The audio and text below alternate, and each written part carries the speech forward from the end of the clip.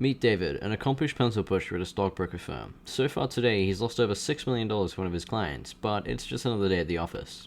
He thinks about heading home for the night, but his friend, Corey, quickly reminds him about tonight's Christmas party, and that it's his last chance to talk to his crush, Emily, before she leaves for a new job. Corey mocks David for all of his previous attempts at picking her up, quoting such things as, "Are you an electrician? Because you're turning me on." Meow. Nah, not really, but it's clear that David isn't the most charismatic or confident person, so he struggles to talk to hot girls, or any girls at that matter. Relatable. That evening at the Christmas party, we see David locking eyes with Emily, and finally builds up the courage to go talk to her again.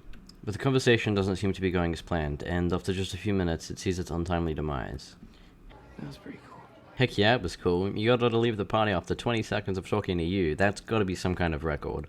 Still determined, he follows her out to the road and finally asks her out on a proper date. Because of this, she misses her taxi, so he offers to give her a lift home. Ah, I see what you're doing there. Big brain. No, you don't have to. I actually live really far away from here. But David insists that he takes her. Really? That would be great. He quickly runs inside the office to let the boys know what happened. Yeah, I'm just giving Emily a ride home. No big deal. Congrats, Playboy.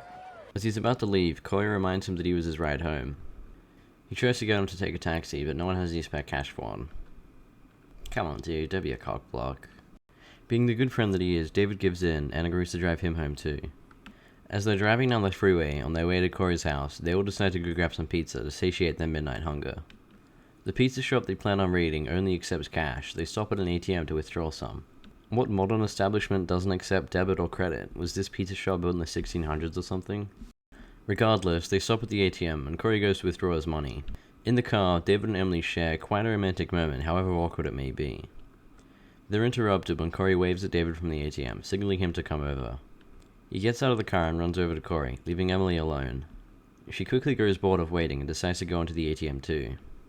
She tries to lock the car, but it doesn't seem to work, so she ends up leaving the car unlocked in the middle of the parking lot. Yeah, that's not a good idea. Yeah, the clicker thing is broken. Ah, that explains it. Emily asks David why he's withdrawing money, and he explains that Corey's card wasn't working. Having withdrawn money for their pizza, they go to leave the ATM, but they quickly spot a cloaked man staring directly at them from a distance. Perhaps he's just waiting to pick up his niece from kindergarten. I mean, why else would someone stand in the middle of a parking lot at 1 AM in the morning on a Christmas Eve? They reason that maybe he's just waiting to use the ATM, but it's far more likely that he's there to rob them. As Corey isn't having any of this, he opens the door to leave, but the cloaked man immediately takes a step forward as he does this, so he heads back inside. Suddenly, they hear the sound of a dog barking in the distance, and the cloaked man walks up to the dog's owner and attacks him, leaving him dead. Realizing the severity of their situation, the three friends start panicking. Having all left their phones in the car, they search the ATM trying to find a panic button, but there isn't anything. The cloaked man goes back to his stance, watching them from a distance just outside the ATM. Is it just me, or is this guy giving off some mad stalker vibes?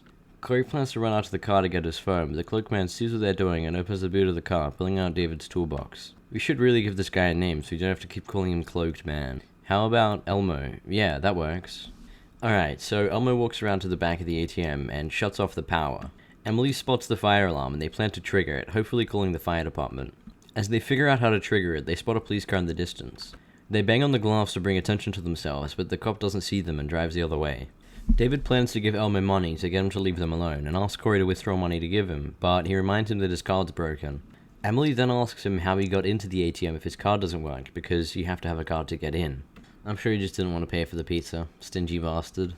Corey assures him that his card just didn't work, which means that the only other explanation is that the card scanner is broken. Uh-oh. David plans to cause a diversion in one direction by throwing the money and then running the other way, but we see that Elmo is still behind the ATM and hears the whole conversation. David opens the door and Elmo walks out in front of him. David then chucks in the money, and as he picks it up, he sprints to the car. He fails to unlock the driver's seat door, so he runs out to the passenger side and opens it from there. Inside the car, he tries to turn it on with the key, but can't seem to get it in. Relatable. Before he can call for help, Elmo smashes in the window, and David is forced to leave the car and run back to the ATM. Meanwhile, Elmo opens the boot of the car and puts David's wallet and phone that he stole from his jacket inside. Emily decides to get creative and does some lipstick painting on the glass of the ATM. Such immaculate calligraphy too. As they get deeper into the night and the temperature continues to fall, Emily remembers something that she saw on Facebook.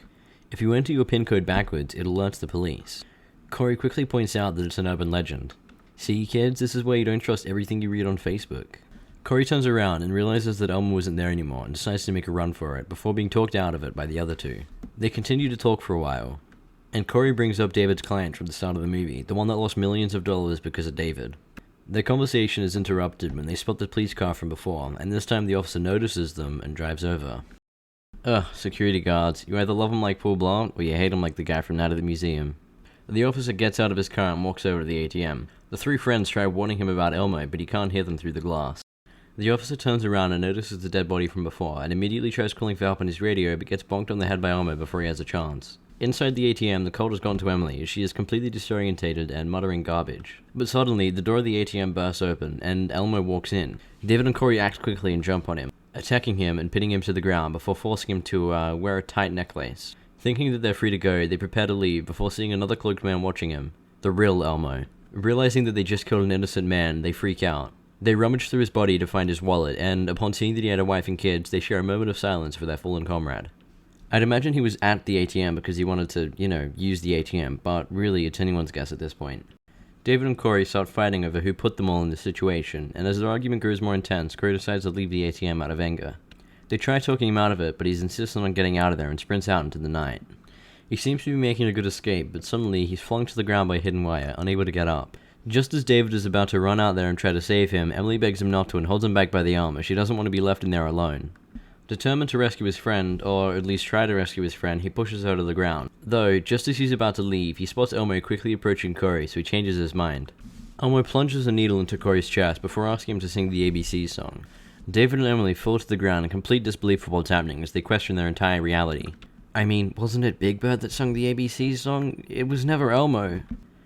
David and Emily talk for quite a while, sharing their emotions and thoughts, and just as they're about to kiss, David gets epically cockblocked by Elmo, who starts banging on the back of the ATM. Looks like someone's jealous. They jump up in shock, and David looks out to see Corey crawling over to the ATM.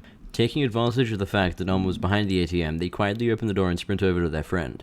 Rather than just picking him up and, escaping, they go back to the ATM. Elmo realizes what's happening and starts chasing them back to the ATM, but slips over on the icy car park, giving them a chance to get back to relative safety. Inside the ATM, the two friends try to stop Corey's bleeding. As nothing seems to be working, they realize that they need to get to a hospital immediately or else he'll die. Suddenly, Corey starts seizing on the ground and the ATM begins flooding with freezing cold water as Elmo is trying to freeze him to death. They try to lift Corey up from the ground and onto the bench, but it seems he's eaten far too many pizzas lately so they can barely lift him up at all. David grabs a lighter from Corey's jacket and stuffs the metal bin with paper before lighting it on fire. He holds it up to the fire alarm in an attempt to trigger it, but it seems to be out of his reach. Emily hops on his shoulders holding the bin, but just as she triggers the alarm, David slips and falls to the ground, snapping Emily's neck and killing her instantly. I mean, buddy, now's the perfect time to score, if you know what I mean. He holds her in his arms, sobbing, but out of nowhere a car smashes into the ATM. David looks up and sees Elmo sitting on a chair in the distance, just watching. Now determined to avenge the death of his best friend, he creates a makeshift Molotov with a torn-up jacket and a bottle of alcohol from the car. He lights the Molotov on fire and throws it at Elmo, but immediately realizes that it wasn't Elmo, it was the dead security guard. The police arrive to the scene shortly after, and believing David to be responsible for the car crash and the fire, they arrest him. By the morning, the car park is filled with emergency services, a forensics team, and a lot of news reporters. David looks out into the crowd where he sees dozens of people wearing the same cloak as Elmo, but only one of them is responsible. As the police check back on the recovered security camera footage, we see that the cloaked killer had planned his crime perfectly, never showing up in the footage and framing David for everything. A few days later, we see Elmo in a storage room as he sits down at his table and starts plotting future crimes on other ATMs. If you enjoyed the video, a like would be greatly appreciated, and subscribing even more.